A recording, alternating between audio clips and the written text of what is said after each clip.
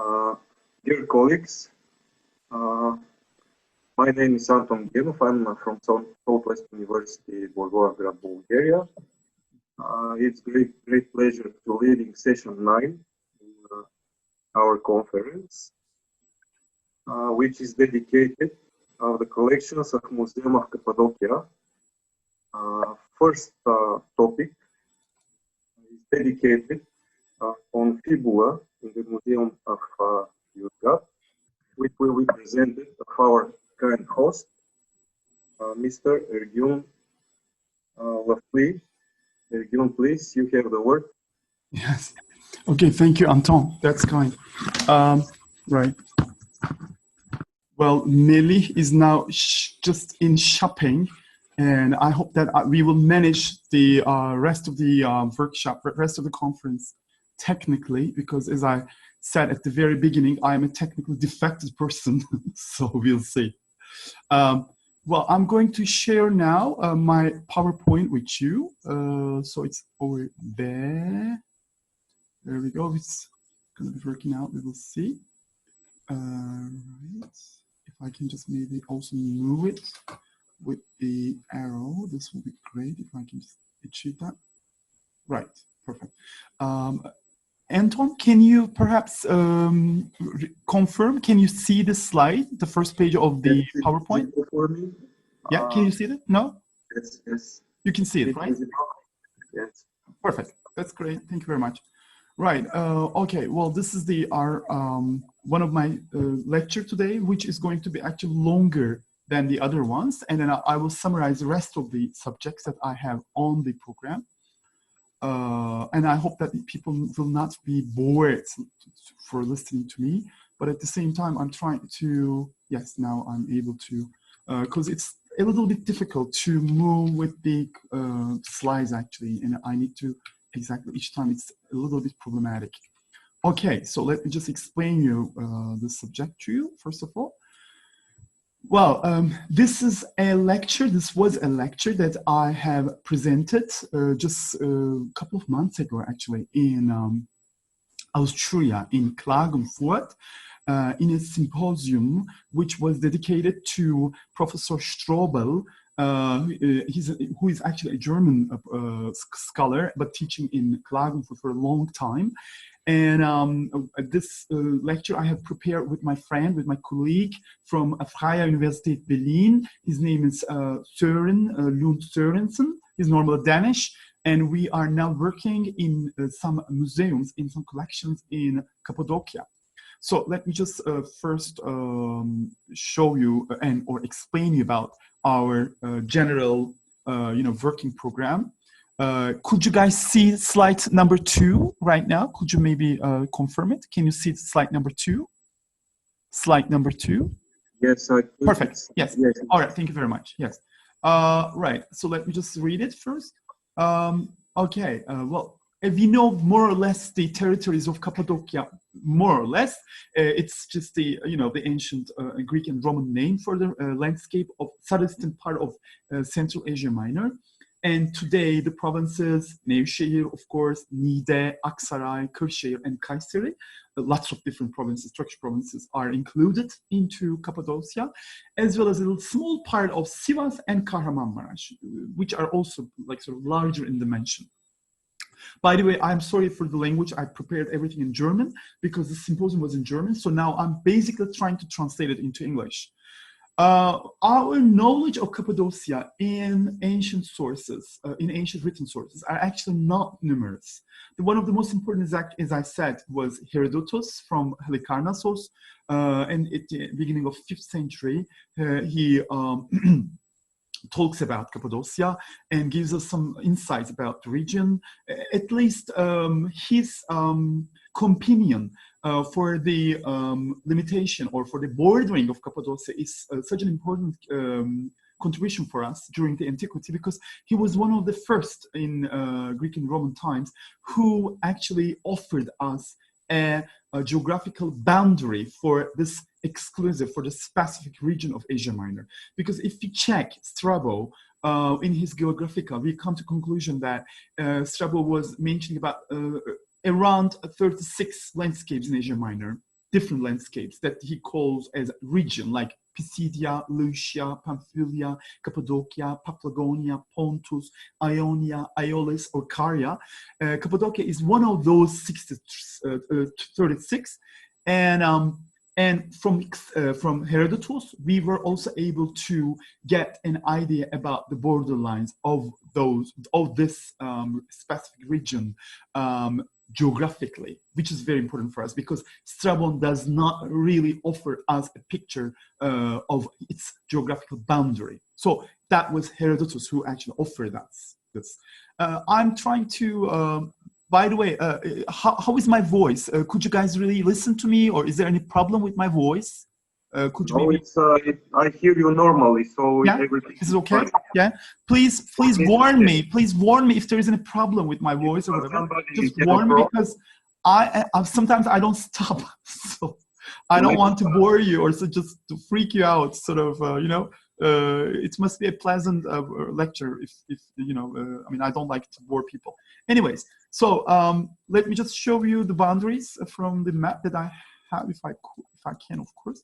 Well, I need to just, again, there is a little problem with the slide is a little bit problematic with my computer, the slides.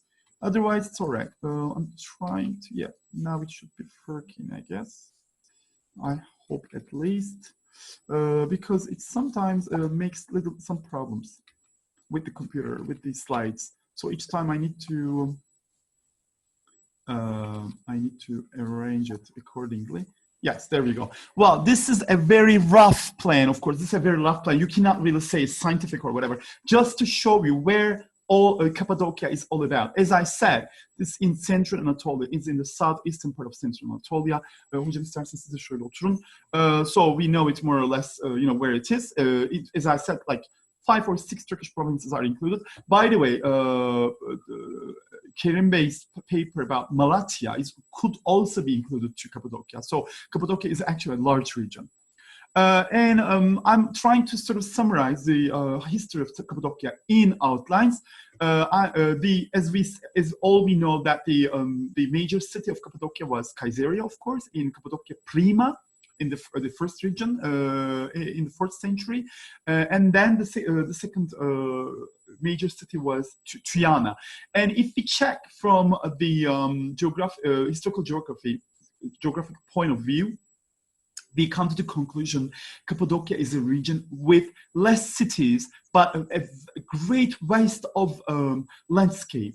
So we have lots of komai, lots of villages and little cities, but very few large cities, poleis in the region. And the most important, most influential ones were, as I said, Triana and Caesarea. The former name of Caesarea was, of course, Mazaka at that time. So let me just continue if I can do with the arrow, because I got this problem with the arrow, or maybe I just should move from here or something, because each time I need to do this again and again, and yeah, there must be a sort of a specific thing for that, which I need to find out. Otherwise, it will be always a problematic case if this will take so much time. Anyways, our project was based in Cappadocia, mostly on the museum material, of course, because there are several museums in the region. I mean, there are 4 collections at least in Cappadocia, which are actually, first of all, Kayseri Museum, and then we have Kırşehir, Mokissos, and then we have Nevşehir again. Then we have a large collection in Yozgat. There is a new museum which has been inaugurated in the region called Kaman, not far from Kırşehir. It was basically a Japanese excavation, and they built up an archaeo park in the region, and they integrated a new museum in the region. So we have basically 5 or 6 local museums in Cappadocia today, which store and exhibits lots of different material, from marble, limestone material, stone material, to pottery, terracottas, seals, coins, and all type of archaeological material. And very few of those material are actually known in archaeological literature. So that I think it is important in the region to start with those archaeological material and to publish them accordingly, so that we will have an idea about what was going on in Greek and Roman and Byzantine periods in Cappadocia. So these material are therefore very meaningful to begin with the archaeology of Cappadocia for those time periods. Because also the reason is that the lack of excavations, there are not many excavations in the region in terms of classical antiquity. I mean, Greek and Roman times, for Hellenistic, Roman, and Byzantine periods. Well, let me show you the new picture of the museum in Kırşehir. This is the Museum of Kırşehir. Nowadays in Turkey, there are several museums, and not less than 20 museums that are now transporting, and just new museums, new museum buildings are sort of inaugurating in Turkey, are getting built, and therefore some of the major museums are just sort of changing the location. So Kırşehir is one of them. Located right in the central part of Asia Minor. There is a very nice building, so we are lucky with that actually. So now let me just show you my material with this short introduction. I would like to show you the inscribed material from the Museum of Kırşehir in different parts. First the Roman material, and then I will just discuss about the early Byzantine material. Good. Well, the very first material that I would like to show is an inscription which is actually well known. Let me just explain you here. First, maybe I would like to show you the picture, and then let's just move to the content of the inscription. Well, that is an honorific inscription to Septimius Severus of late 2nd century and early 3rd century AD, and it is very important. Actually, it's a published one in the museum already in 1997. David French has already published it, and then there were some other commentaries about that. One of the very few early inscriptions, I mean 2nd century, early 3rd century inscriptions in the museum, which is actually honorific in characteristic, and indicating that Septimius Severus had and has played a role here in the region, in Cappadocia, in this part of Cappadocia, to build up a new road. So I'm trying to, or a new route actually. I'm trying to describe the block. As I said, it should be construction inscription. In a square form, again with an honorific text, of course, and it should be, as I said, Septimius Severus or Caracalla or Geta, and there are of course several parts of the inscription which are lacking, especially this corner, and then we got this corner, this part of the inscription, a huge part of the larger part of the inscription is lacking, of course, but some reconstruction that we did are actually more or less certain, because of the formulation of Caracalla, because of the prosopographic meaning of Caracalla. So it is more or less clear that it's late 2nd century. I should maybe do a remark about this particular time frame for Asia Minor, the late 2nd and early 3rd century AD Roman period. It's important because most of our honorific inscriptions in Asia Minor do originate from that particular period, late 2nd, early 3rd. That means Septimius Severus and his family was especially interested in Asia Minor with several different building activities as well as routes and roads at that time. If we also include military activities in Asia Minor at that time, we will then come to a conclusion that the family of Septimius Severus was one of the most influential family in Roman Empire, who had a sort of a contact, a very intensified contact to Asia Minor. Am I too fast? Do you guys understand what I say, or is that okay? Could you follow me? Yeah, you think? Yeah. Okay. Perfect. Yes. Let me maybe close my window because it reflects a little bit light from the outside.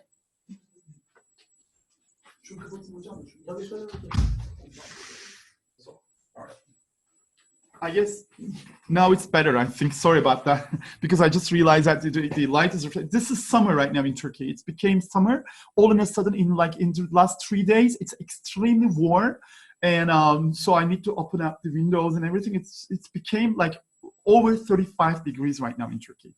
Anyways, let's go to the other block that I have. let me just show you the second piece. Well, we got another piece, which is very important, actually. This is an unpublished one.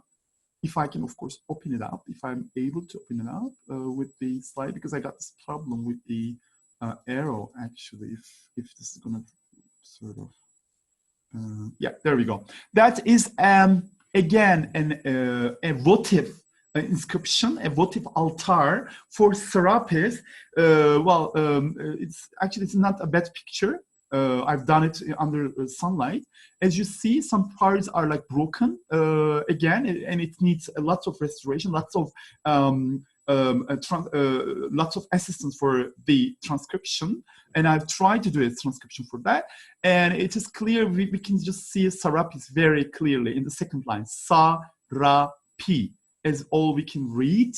So if we check it out, that is definitely to Serapis, and it's one of the very few inscriptions which are actually dedicated to Serapis in Central Asia Minor. The only place that we know so far is Ankura in Galatia, the major city of Ankura, which has been published by Mitchell. Again, we have another Serapis from another honorific or a votive relief to Serapis from Pessinus, which is a little bit more western as Ankura. So this is important that we have another one from this region, from this particular region in Cappadocia. And again, I would like to date it to late 2nd and early 3rd century. So, and I could also conclude that Serapis shouldn't be really surprise us because on the coastal parts of Asia Minor, Serapis was very common in the 2nd and 3rd centuries AD. So let me show you my third material is, again, an altar from Akçağıl in Kırşehir, which is published by two colleagues from Izmir, actually. They did a really good work, but they did not see some more details on the stone. Well, it's a very nicely preserved altar in a rectangular form. As you see, we have an amazing garland here, a very thick one, actually, and very, very nicely rendered and very nicely plasticized. And the ornamentations are perfectly preserved, and we were a little bit lucky to have a little bit paint here, as you can see, and the rasp marks are just on the surface, which are perfectly preserved, as you see, and even the surface of the stone is perfectly polished, which is actually a remarkable thing and also quality thing for Cappadocia. It's actually not a very ornamented stone, but enough ornamented to reflect the honorific of the person that has been dedicated.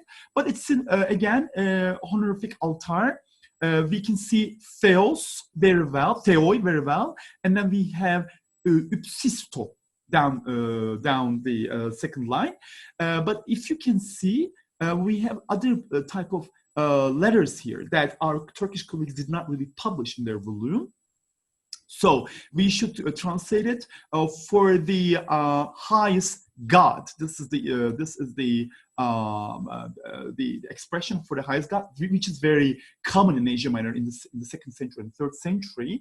Only two lines of Greek text, which is definitely dedicated to Theos Hypsistos. And the context is also indicating the early 3rd century. As I said, this has been already published, but then there were some other, sort of finds from different cities, for instance, from Pessinus, for the same type of dedication we have, again, from Pessinus, again, from, imperial times, from Roman imperial times. My third material, if I can show it, will be this one. Well, I still have this problem with the arrow. I got a problem. I do have a serious problem with this arrow thing. Otherwise, I don't know how I'm supposed to solve it. Actually, there we go. There we go. Now it's becoming sort of fast. Anyways, that is number 4. It's a funerary stele to Julia Lamura, right? Again, in Greek inscription, Julios Pharnakes Kai Julia Kobaba Julia Lamura ti tugatri minemes harin. A very simple text, as you see, right? A very simple text has been reused, as you can see very well. It has been transformed or reused as a spolia and converted into an oil press or a screw weight, that's what they call in English, to reuse it in a viticultural or vinicultural function, or perhaps for olive, because viticulture and olive pressing are not rarities for Cappadocia. Especially during the Byzantine period, we know that the Cappadocian wine was very famous. So viniculture was there already. So this has been again reused in an uncertain time, perhaps in early Byzantine period, or even later, maybe in post-Byzantine period. We don't know. But at the same time, the inscription has been preserved. We have this very nice rectangular shaped letters with nice alphas, nice betas, nice lambdas, and tau and eta, perfectly carved, but in rectangular form, which is actually very interesting because they're not very common.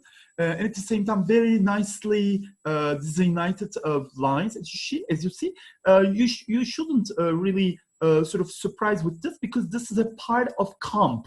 Because in the Cappadocian funerary steles of the early and middle Roman times, we have a lot of camps, which is actually part reflecting the female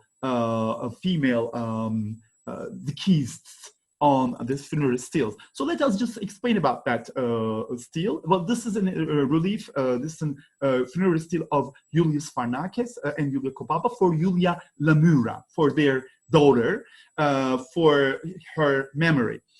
These texts are actually very standardized. Most of the time they use Minemes Harin in this region, and sometimes they have Tugatri, sometimes Adelphos, sometimes some other family members, and most of the time the name of the deceased is indicated, most of the time.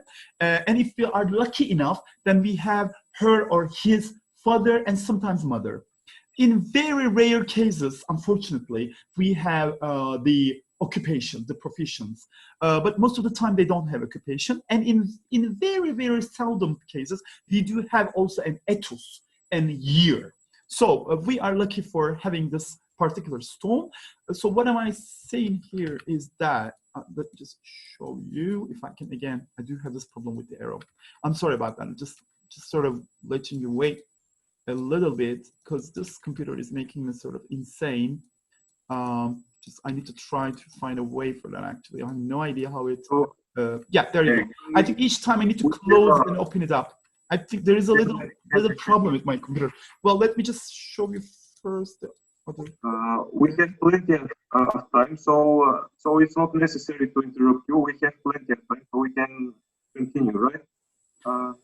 It's not necessary to observe the time, right? So Anton, I don't really understand. Sorry, what did you say? Sorry about that. Would you please? We have plenty of time, so. Oh, that's kind. Oh, that's kind. Thank you. Thank you very much, Anton. That's kind. Right. So let me just show you this. Right, the other one. Well, I'm not really good in techniques. I told you. I already warned you. So I already warned you. Anyways, so the important thing is here the name Kobaba. Kobaba is important, Julia Kobaba, because Julius, Julia, these are very typical Roman names, Greek and Roman names, very, very common in Asia Minor, especially in Central Asia Minor, but Kobaba is interesting because we know Kobaba, Kubele. This is very apparent that it's a form that has been transformed from Kubele, but this specific type of Kobaba we don't have. This is, I think, exclusive for Cappadocia, so it's important we have this they say in German, Einheimisch, indigenous type of name in this part of Cappadocia. Now, our number 5 is a lovely one, a lovely funerary stele that I found on my own, and it was amazing to document this specific one. A very clean, very nicely preserved, and I just like that. I also worked on that very with great pleasure, actually. It's perfectly preserved, as I said. I think it's a new find. In the last 5 years or something, they got it from somewhere, from a very specific cemetery site. I have no idea where exactly. It's this nice tubular they have to set it into an insertion, which is in most cases are not preserved. So we are lucky to have it here.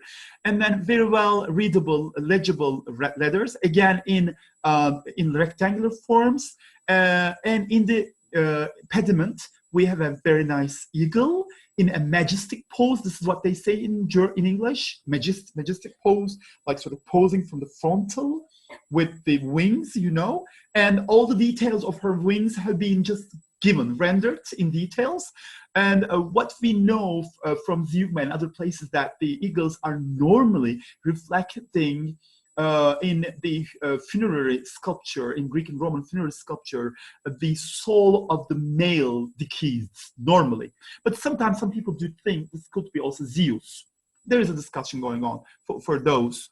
And but at least this is a nice coit format with a very nicely carved naos facade with a nice pediment and 3 acroteria, 1 central acrotere and 2 side acroteria. So this is a very typical Cappadocian funerary style of 2nd and 3rd centuries AD. So let me come to the inscription. Nanis Kaudikia te Gunaiki kai erotironoi nioi minemes eneken. This minemes eneken, this part, is also very common in the region. They express most of the time with minemes eneken. And again, we have lots of onomastics. Let me just explain you. Nanis for Kaudikia, his wife, and Erotion, his son, in memory. So the name is Nanis. Nanis, which is very interesting actually. It's actually a Phrygian name, very common in Phrygia in 2nd and 3rd centuries, also in Galatia, of course, because in Galatia their names, Phrygian names, were very common. Maybe Frau Krüger would also sort of, if she's here, she's still here, perhaps she would know better than me. She works on Galatia, but I mean, Phrygian names during the Roman imperial period, they were very common in most of the part of in Central and Asia Minor, but especially in Galatia, but also in Cappadocia. So this is one of the one of the evidence for that, actually, and onomastic evidence here we have.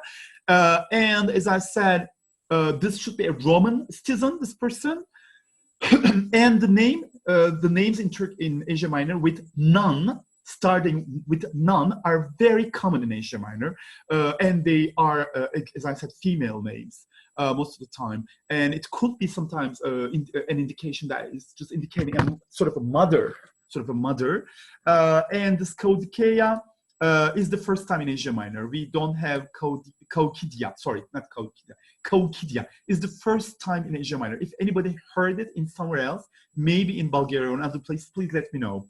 And this should be something after 160 AD. It should be dated, like around late 2nd and early 3rd. I would say 160 to 220, this time period. So let me just say something about the iconography. As I said, here we have the eagle, and the Germans, some German colleagues, they call it Fragilität des Lebens, which is fragility of life, the mobility of life, with the wings that the soul transport from one specific body to another place. So eagle was normally sort of formulating this specific attitude of the soul. It is just like leaving the body and going somewhere else. So this is what we believe, or what some scholars believe, for the interpretation of the eagle on Anatolian Roman stelae. But I think the most appropriate one so far belongs to Jörg Wagner, who worked on the stelae from Zeugma, Roman stelae from Zeugma in southeastern Turkey, close to Antep. And I think that his interpretations are still very important. What he says in his book, it was like that we should sort of define them as Heroisierung des Toten, which means like heroification of the deaths. So, you know, this is a discussion point about the eagle and its existence. Well, this is my number 6, the gray stele of Athenaia.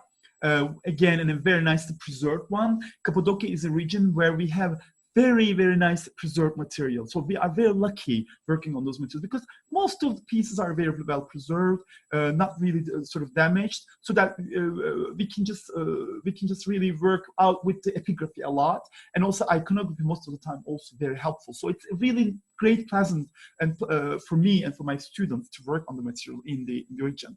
Well, it's very clear. Apollonides, Apollonidou, Athenaia te Günaiki. So it's wife.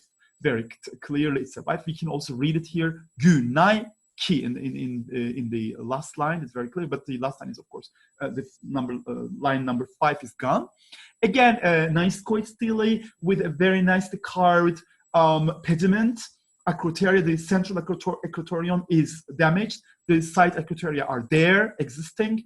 In the middle, we have a very nicely carved 8-petaled rosette with 2 ivy leaves, and ivy leaves are actually numerous on Cappadocian stele, and I think more numerous than any other place in Asia Minor. I think this is very typical for Cappadocia. And I have written in my article, this article will be published soon with my friend, with Søren. I have also written about the ivy and the iconography of ivy on the Roman stele, because we normally know it from, you know, either from Hellenistic times or Dionysiac, or from Byzantine period in terms of Christian elements. But for Roman period, we have this question mark with ivy. How should we interpret ivy in Roman period? So, but we have this indication in this region. Anyways, Apollonides, the son of Apollonides, for Athenaia, for his wife. So that was, this person loved his wife a lot, and then he dedicated this very nice funerary of stele to her. Apollonides is known in Galatia three times, but Athenaia first time. But very interesting is that these are very Greek names. Right in Central Anatolia, we have these Greek names: Apollonides, Athenaia. Well, in the 2nd century, so that means Greek names were also very common in the region. So we have another one, number 7, the funerary stele of Antigonos. All we know very well Antigonos from Macedonia. Do we have any Greek colleague here with us? Well, Antigonos is very common in Greece, in several different parts of Greece. And you know, we do have here also an Antigonos in this part of Asia Minor. So let me just explain a little bit more. Well, it's Appas Antigonoi toi idioi. Yes, there we go. Adelphoi minemes eneken. Again, minemes eneken is a standard thing. Adelphoi idioi. His daughter, his own daughter. He means. So let me just come to my commentary, if I just, and yeah, there we go. Okay, Appas, the son of Ptolemaios. This could be Ptolemaios, but in very, I would say, bad form, because we do see here Bo is very clear. Ptolemaios, maybe a Cappadocian form for Ptolemaios, but I just don't want I did not want to make speculation about it. All I wanted to do, just put the same thing, what we have on the stone, right in the transcription. So it's Appas, the son of Ptolemaios, for Antigonos, for his own brother, in memory. This is the transcription of the inscription. And Appas is actually very common in different places. What is interesting about Appas is sometimes it is female and sometimes male. Yeah, so we do have also here a patronymic. The name of the father is there. So, but Antigonos is very common in Galatia. Why? Because Galatia is a region, especially during the Hellenistic times, there were lots of interventions with the different regions around Galatia, with Macedonia, with Galatians, with Celts, and then with Pergamins and other places, of course, other kingdoms.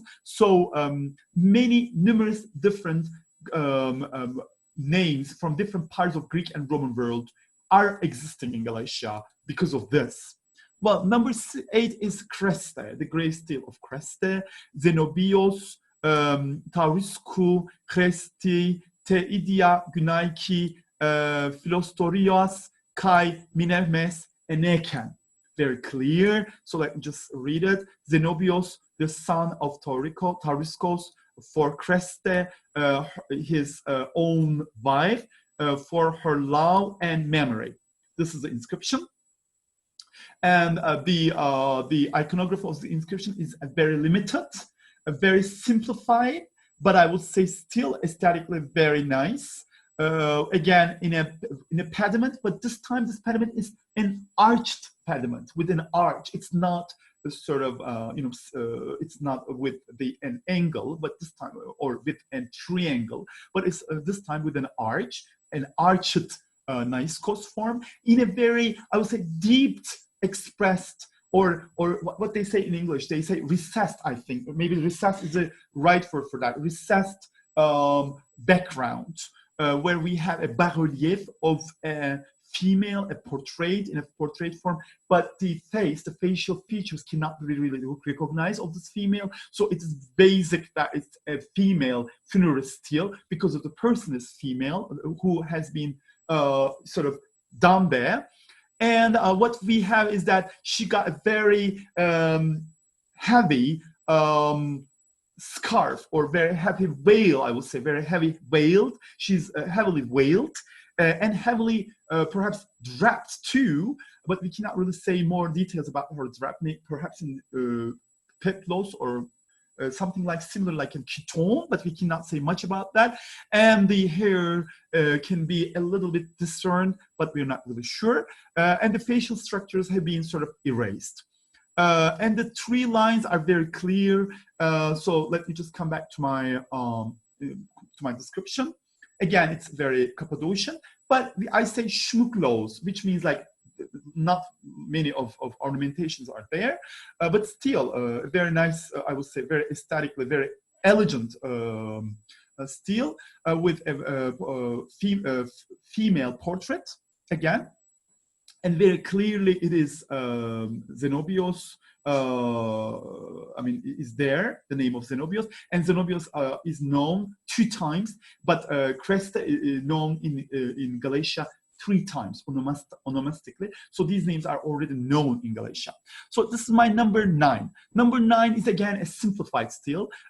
Can you guys see the paints here? Could you perhaps identify the paints? Let me just see the reactions. Could you perhaps see the paints on the stele here? Is that possible for you to see? Because no. There are some red traces on the stele, as you see, but don't really think these are paints. This is just because of the stone art. There is a specific stone art for Kırşehir, where we have this amazing limestone, like tufa, type of tufa, but very specific for here. As you know, Ürgüp and Göreme, like this very famous Cappadocian places, have this very typical tufa, and a little bit similar tufa to that from Göreme could be found in Kırşehir. So these are from that stone quarry, I think, and I believe, I suspect this should be somewhere close to Kaman, this tufa, this specific tufa. And again, very simplified decoration, which I love so much. Not lots of ornamentations, but few, but very, I would say, nicely designed ornamentation. Most of the time on Cappadocian steles of Roman period, the acroteria were perfectly expressed. That we can see here very well. And the triangle of the pediment is perfectly designed and perfectly, I would say, relieved, so and carved and designed. So we can see it from here. So the acroteria are a little bit bigger than we normally expect. And there is again a very nice rosette in the middle, a circle with 8 petals, perfectly carved again, with some shallow shades in between. if we check the ornamentation of rosettes, these are very common in Asia Minor, anywhere you go. Because I worked several years like Claire Barra, also in Patagonia, and we published some material from Patagonia with those rosettes, but also in Cilicia, in the south, in the west, not here in Izmir, it's not very many, except maybe in Hellenistic period in Smyrna. But I should tell you, these ornamentation all have a background in the classical period of Greece, especially Athens. Athens was the keyword, especially in the 4th century, where all these traditions with funerary sculpture started. Especially these designs or ornamentations or the typologies of all the steles, the nice coed formats and the pediments. So all those Hellenistic and Roman reliefs, steles from Asia Minor are not all, but most of them are actually more or less copies of this classical period mainland Greece production of stele. So this is one of them. And so if we should check the meaning of rosette, we should start from Greece to interpret those things in Cappadocia. And if we think that there should be a specific meaning for those things in Cappadocia, yes, this could be, but these meanings cannot be explained before we know the material in Greece, especially in Athens, especially in funerary sculpture of Athens. So, but the script is very basic, is very legible. We can read it very well. So let me read it. Orontes Heraklei tu zon kai froton anestese tu stelen minemes. What I love in this stele is here the word stele. Sorry about that. Just stelen, yeah, stelen, which is amazing, which is very clear.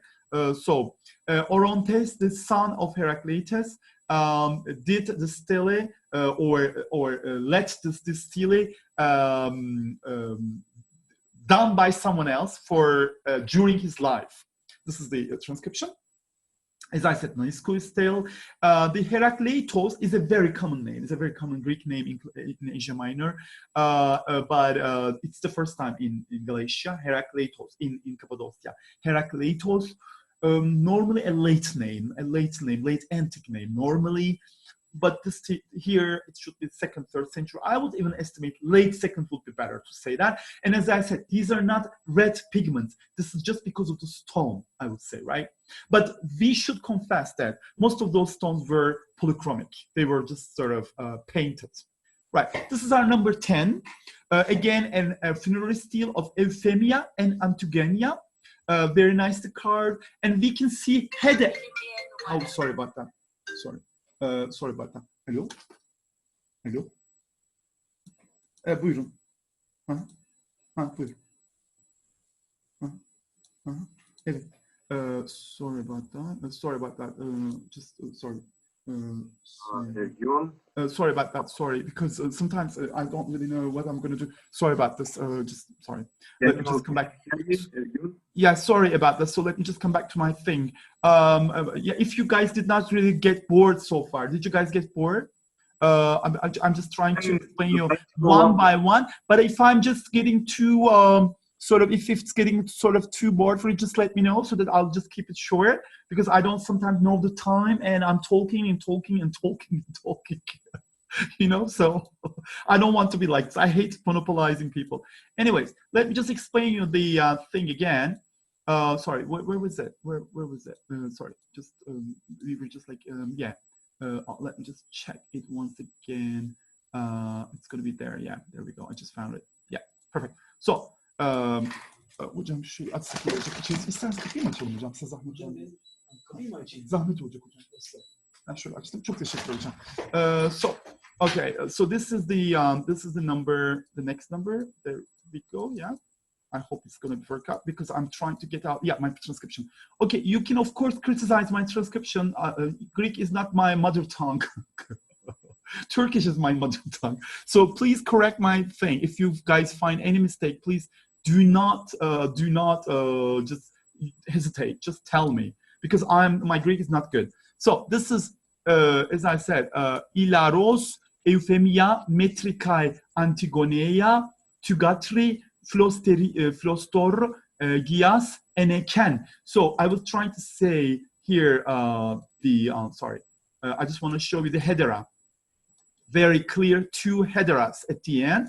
Hederas are very common in Cappadocia. So, these are the indications. All right, so hilaros for Euphemia. We know Euphemia very well from Chalcedon. This is my hometown is Chalcedon, by the way. So someone from Kadıköy, from Chalcedon to Kırşehir is something very weird, but which is amazing at the same time too. Let me just explain if I can go back. And the mother, and Antigonea, the daughter, in memory or in love. So this is a translation for the specific funerary relief. So interesting thing is about, of course, that Euphemia perhaps is not the mother of Hilaros, but maybe Antigenia is the mother. Perhaps it's possible that the mother and both the mother and the daughter were just deaths during the birth of his daughter, her daughter. So in this case, it's an interesting case actually. And as I said, Antigonos is known. We had already in Stili, but Antigenia is not known. So it's important for us that we have here. And Hilaros, Euphemia are also less known. It's again 2nd, 3rd century AD. It's related to that specific period. Again, we have a very nice and simplified stele, which is Manas Maite Autu Günaiki, very clearly readable. Mamas Maite Autu Günaiki. Let me say you some observations about the scripture and about the letters. So if we check alphas carefully, we see most of the time they use the crossbar. That is very common for Cappadocia. They have most of the time this crossbar, especially in the 3rd century, not in the 2nd century, but in the late 2nd century and the whole entire 3rd century, the crossbar alphas are very common. And most of the time they use this lunate sigma, the C form, not this normal with 2 crossbar sigma. And then they have most of the time this rectangular, not the circular lettering in Roman funerary seals. So this is one of them. And the inscription is very clear, very easy to read. Mamas for ma, for his own wife. So we see here mamas very clearly in the first line, and then ma, very clear too. So interesting that Emma has been married to Emmamas, like sort of very interestingly a coincidence, the same type of name for the same type of couple. Anyways, so Mama is Anatolian, of course, but not Cappadocian origin. And in Galatia, we already have it. This is very typical 3rd century, even very typical mid-3rd century, around 250 to 270. Why am I saying this? Because of this particular rendering of the rosette, which is already I would say degenerated. It's already degenerated, it's already simplified, and the elaboration of the rosette has been changed a little bit so that we can just maybe date it in a little bit later than normal. And what we also have here is this little eyeway leaf, which is also not as elaborate as in the 2nd century AD, right? Okay, good. Now we have another, a little bit more handsome, attractive gray steel with a rider steel again in a frontal profile pose, of course, very nicely carved in a triangle pedimented stele in a nice coast form, and this especially the horse is actually very definable with all the details. It's actually not a Roman horse. It looks like a little bit volcanic, and also the other places, like it's not really specific for Central Asia Minor, but at the same time we lack in Asia Minor to categorize the rider steles and their iconography, because we don't have any sort of comprehensive study about that particular stele. But according to my knowledge, there are a few writer stelae in Galatian and Cappadocian museums that needs to be a specific study, an exclusive study, a special study for that, because these things are actually common in both regions. Perhaps Galatian influence, perhaps Hellenistic influence, perhaps Thracian influence, we don't know, but the number of those stelae are higher than on the coast, the regions on the coast. And by the way, you could also differentiate an age, an eta, right in the pediment, if you check it carefully. Some of my photographs are not really good, but I just want to ask to the audience, could you guys differentiate the details of the inscriptions or of the stelae? Are they good enough? The photos, you mean? What would you say? Could you maybe tell something? Karen, can you see some details on the stelae? Are the photographs okay for you, or? Yes, I can see. They're fine. Yeah, I hope that you're convincing. I'm really hoping that. So. Anyways, we'll discuss at the end. You'll keep your things for the end, okay? So anyway, so let me just go to the slide again, so that I will just continue with the presentation. Right, this is the Ixiosa scene. Well, as you know, the Ixiosa is clasping hands, which is very common since the 4th century BC. Again, an Athenian invitation, of course, Greek invitation, and then it became very common both in Hellenistic and Roman times in Asia Minor. In any part of Asia Minor, it was extremely common. They love it so much. With a little bit of variation to Greek copies, Greek masters, of course, but it was very common, very popular in Asia Minor, up to, I would say, early 4th century. After 4th century, we don't have any Ixiosa scene, 4th century AD, of course. So this is in particular one, because we don't have this anywhere in Asia Minor. A female and a male together, checking them like this, like face to face, interestingly, and doing like a hand wrestling. We say bilek güreşi in Turkish, like hand wrestling. Bilek güreşi doğru değil mi? Hand wrestling. But normally, if I would do a hand wrestling, I would do with a male. I would do with a female. So it's an interesting thing. We don't have any explanation for that. Why? What are these guys doing here? Is that really the Ixiosa, or is that a other type of thing? But at the same time, the interesting thing is, of course, the coiffure, the friseur of the female, and because it's very uncommon with the hair here on the back side, especially this part is also interesting. And the male, the feature of facial features of male cannot be really differentiated, but the hair is something that we don't really have in Asia Minor, so common. Also, the cloth, the upper part of her drapery is a little bit more relieved than the other examples that we have. Don't be misinterpret the facial feature of the female, because I think when I check the relief in the museum, I came to the conclusion there are some secondary corrections on the stele in later periods, so which leads us to make some mistakes about the facial feature. Some things are actually artificial and later additions to the surface. Anyway, so I dated into the early 3rd century AD because of the hair and because of the cloths, but I honestly cannot say much about the pose. Actually, the pose is something very weird that we don't have in Asia Minor, and I have no explanation, and please help me for this pose. By the way, I wonder if we have any Byzantine people, but all the Byzantine people are just gone. So I'm here alone, and please help me, because I'm going to show you now the Byzantine things. Anyways, so let me just show you the Byzantine things. Where is the thing? Let me just check.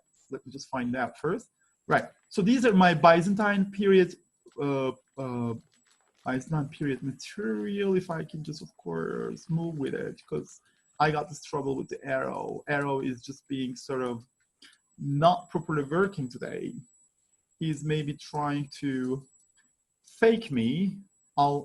Yeah, now it is slowly working. It's a slowly worker today. Maybe it's too tired because of the last 2 days. Anyways, so I have a nice sarcophagus in the museum.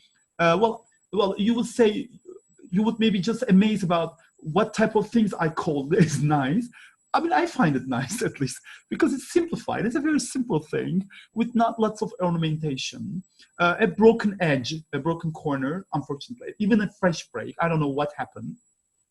And the cover, the lid, does not belong originally to the sarcophagus, and it's just like roughly carved. You can see the working traces very well here, like lots of working traces with the chisel mark. They just put chisel mark, medium size, and then different size of chisel mark a lot, and they just change the surface a lot actually.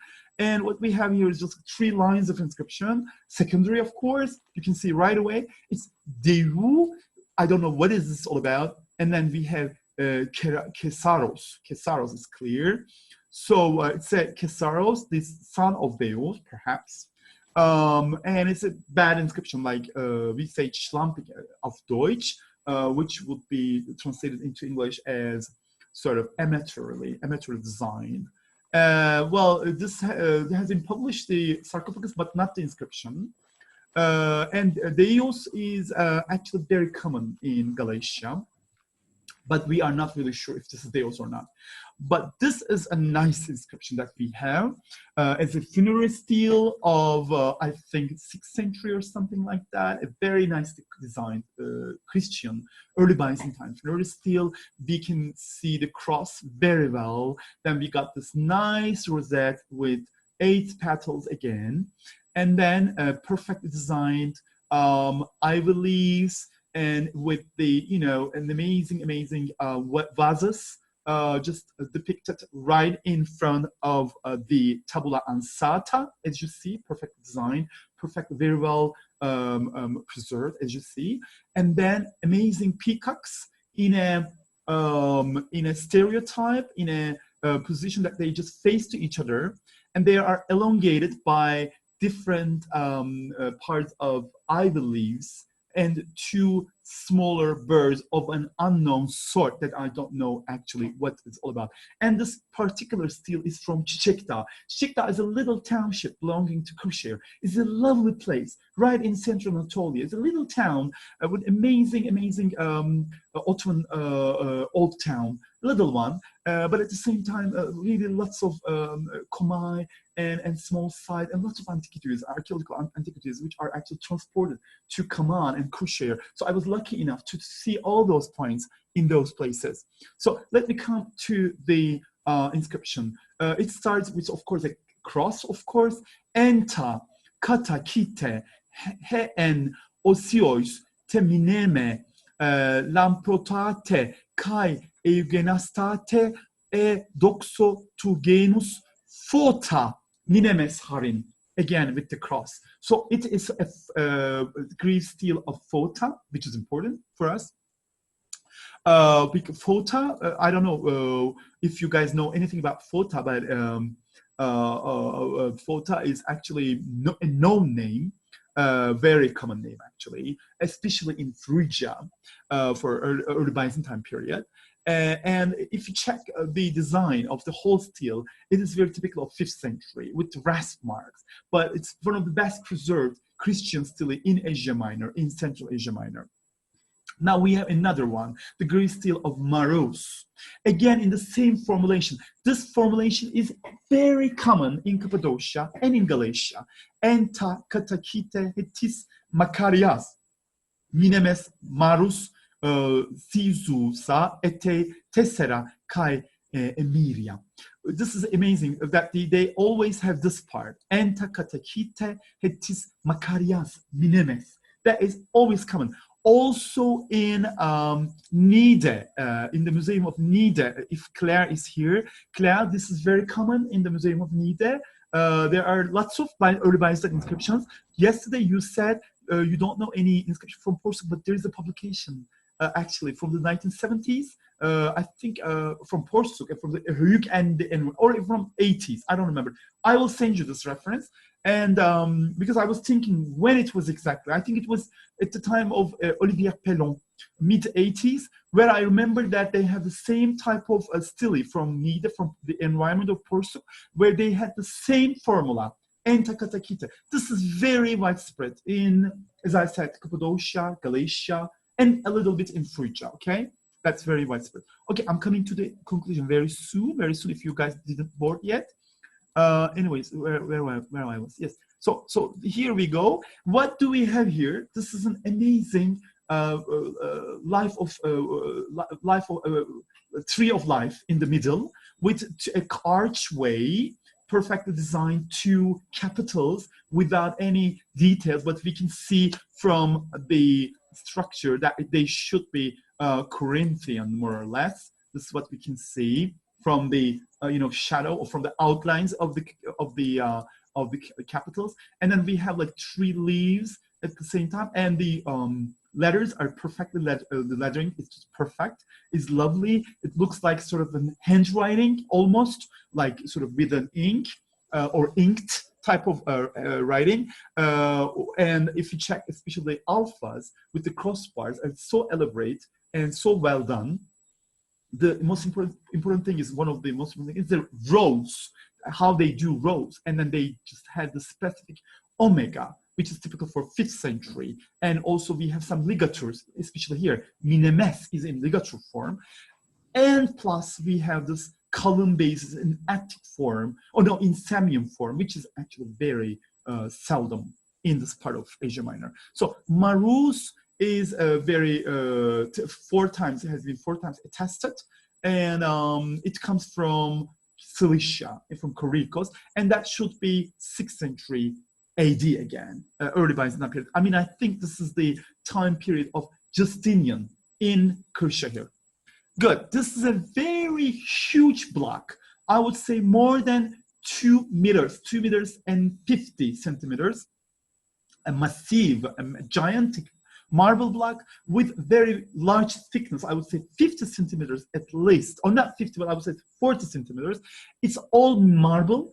I have no idea where this marble comes from, and how did they transport it, and why did they transport it, and when did they transport it? So there are lots of questions going on, and the most important question on top of that is, what is the function of the specific block? This is a huge block, and that must be really expensive. And the ornamentations are so many, so that I will think there must be a specific meaning for that particular find. And if you check the iconography is amazing. We have the crosses, we got this lovely ivy leaves, the scrolls, and now we got this nicely carved vase-shaped designs, as well as in the center we have this hole, perhaps for a wheel that was used for a wheel, a baptisarium wheel. And then we got these 3 traces of something, maybe a base for some specific ritual vessels. We don't know. And if we check the inscription makes some sense. Let me perhaps show you the first inscription. You see the inscription goes all the way around the hole. And then what do we have is just here in this part, it says, Phone Kyriou Epiton Udaton Hotheos Tes Doxis Ebron Tezen Kyrios Epi Udaton Polon, which is important. And then in the second part, Leontos Leontos Kometon. So my inscription, my interpretation will be, first of all, the first part is very definable. It's from the Bible, of course, from Psalm 28:3, very well known.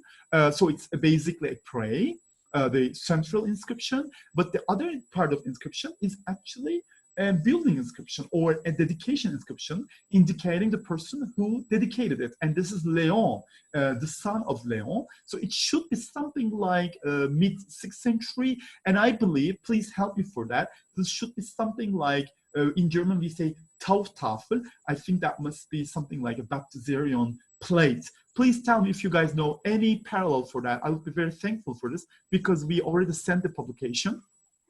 So I would be thankful for any parallels from Ukraine, from Poland, or where else, from Italy, or wherever you guys go, because these are important for me, right? Good. So let me just come to the other one. Yes. So the other inscription is actually a painted inscription this time on a very nicely carved, ornamented block. Again, ivy leaves. in a vertical form, and the block itself is not a real marble. It's something between marble and limestone. I have this difficulty sort of defining what is the marble for Cappadocia, the sort of marble for Cappadocia, but that's typical, this in-between type of stone, where we have these 3 lines of painted inscription in Greek, of course, but sometimes in minuscule, and that's one of the very rare things for Asia Minor, that we have minuscules in that period. So it's Otetos Scorpiutu Autu, something like that. And if we check the oops, sorry, I think I have done a little mistake before one of my last thing. I've done a mistake. Anyways, if we check these 3 lines, we come to the conclusion that yes, this is the first time that we have minuscule. And well, we cannot really reconstruct the text. I need to work a little bit more on that, actually. I need some more work on this. But interesting is that it's painted in this very nicely red color. I have no idea where they gathered this red color, actually. And it must be something connected with the dedication of those pillars, those marble pillars to the church, as exclusive church. So all my early Byzantine inscriptions are connected with ecclesiastical function. And the rest of the Roman material that I have is mostly from 2nd and 3rd centuries AD. And most of them are funerary steels. I have very few votive steels, and they are less inscribed and less relieved, but you know, in a simple form. But they are very helpful in terms of families and their genealogy and the onomastic. So I would like to thank all of you for your attention, and I hope that I did not bore you. You know, just to organize a conference and to give a 2 hours long lecture must be sort of weird. I don't want to be rude, so I'm thankful for your patience. Thank you. Thank you for interesting presentation of our host Ergün. So I understand that we do not following the program exact. So it was the 5th topics, right? Yes. Well, actually, Anton, I could of course summarize the rest of the material group, but I just wanted to give an idea about the main project that we did. Okay. But if you guys have any questions about the rest of the material and rest of the abstracts, please direct it to me. Because if I just continue with other materials, I don't want to bore people with lots of different materials, lots of different results. So I just want to, you know, give a specific picture of what our focus was, right? So just if you guys any trouble with the other abstracts, please do ask, of course. I'm happy to answer any question, of course. So it's time for questions. Can I ask a question about this presentation? Which one? Which presentation? This one about the inscriptions. Yes, of course, gladly. Okay, I have actually a note about slide number 39. I am showing it to you once again. Let me just find it first, if I can, because you know my computer is so slow. It's getting slowed down because it's summertime we're here, and Izmir, we are very lazy in Izmir. In summertime, we don't want to work. So let me just check. So,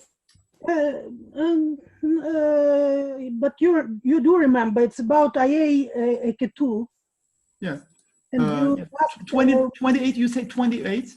20, no, 38. 38, okay, so it's 38 here. Yes. So I have a suggestion. The IA AK2, it's maybe IA HK2, Bimcom HK2. I mean, it should be iota instead of epsilon. And it may be because of the present state of grammar there, and it's about the emperor, and it means that always protects. And another note, Deu, when they say Deus or Theos or whatever, it means this specific emperor is dead already. It's not the son of Deus. It's not a son of God. It's he is a god already. It means that he is dead already. Got you. That's a formula. That's a sort of a common formula. I would be very thankful, Hala, if you could perhaps send your comment through mail so that I can add to my mail, to my article. Will this be possible for you? because I don't know the specific formula, you know. Otherwise, I would consider it. They simply say Theos or Deus. Yeah. It's always. And another, and I have a little question about another inscription with the Yuli name on it. Yes, I remember this one, the reuse one, right? The reuse one. I wonder if it is a nomen for former slaves, for former emperor slaves.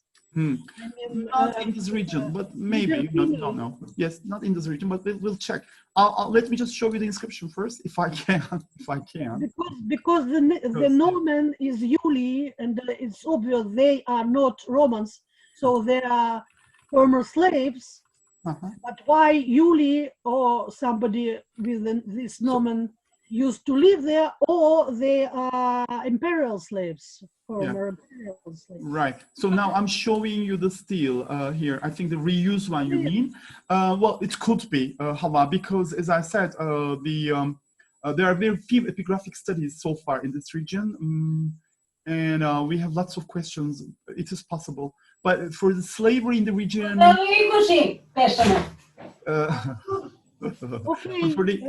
For the slavery in the region, you know, I don't really know more about the references so far, because these both regions, Galatia and Cappadocia, are like really limitedly known in Hellenistic Roman times. But I would be very thankful if you could just send me an email telling about the sarcophagus, because you should be right about it. Why? Because our impression is that this inscription is secondary, so it's possible that somebody else who wanted to use the grave just put a new sort of expression on the sarcophagus after damaging the first one. So it's possible that he brought or she brought his or her own expression. So it's possible, and I will add your comment to the article. Okay. Thank you for that. Okay. Thank you very much. Of course, I thank you for your yeah. So anybody else? Any other people? Cappadocian people? I would be thankful for any comments, actually.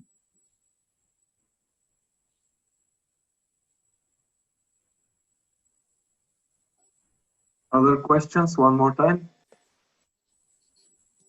Is there questions? Third time? No questions. We can continue.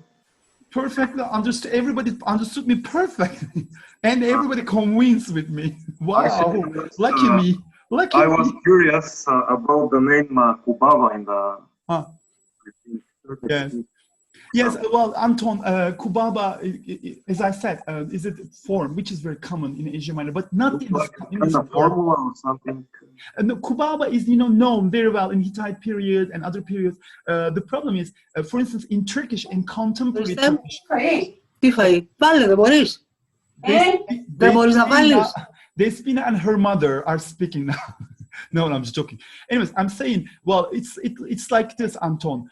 For instance, in Turkish, maybe you know it from Bulgaria. We have for Mahmud, we have Mehmet, we have like this all connected names. I love Greek language so much, but not while I'm speaking, please. So, please mute the microphone. No, I mute her because I think she's unmuted right now. Anyways, so I'm just trying to say, well, these are the forms that we have in Asia Minor. So this interesting is that in every new research, you can come to a conclusion with a new form, a new variation of a form. So this is the new thing for Kırşehir, for this part of for Cappadocia. You know what I'm saying? Yeah.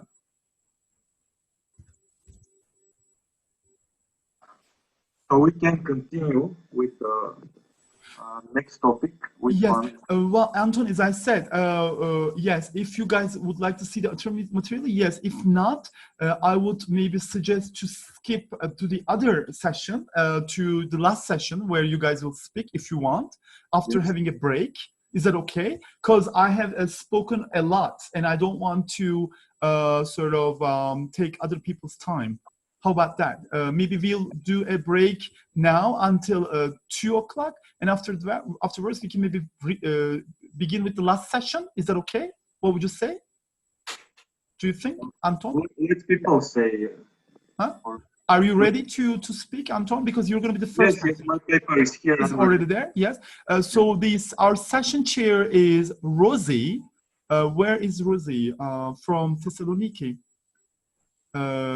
We have a chair, but I don't see her right now here. Oh, Rosie Angelaki. Hi. Hello. I didn't know you're so young. Wow. Cool. Thank you. Yeah, I didn't know. Yeah. I'm not that young. Maybe I look young, but I'm not that young. Yeah, it's okay. Yeah, right. Yeah, well, Rosie, so are you now ready to Yes. the chair? That would be great. Yes.